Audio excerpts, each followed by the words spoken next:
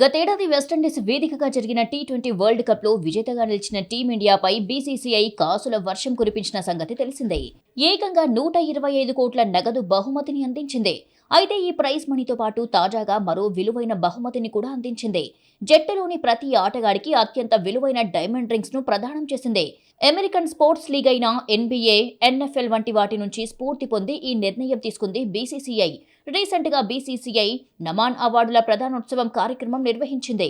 ఈ కార్యక్రమంలోనే ప్లేయర్స్ కు ప్రత్యేకంగా డిజైన్ చేసిన ఈ వజ్రపు ఉంగరాలను ప్రదానం చేసింది. తాజాగా ఈ ప్రధానోత్సవానికి సంబంధించి వీడియోను బీసీసీఐ ప్రత్యేకంగా విడుదల చేసింది. ఈ ఉంగరాలను వజ్రాలు, బంగారంతో రూపొందించారు.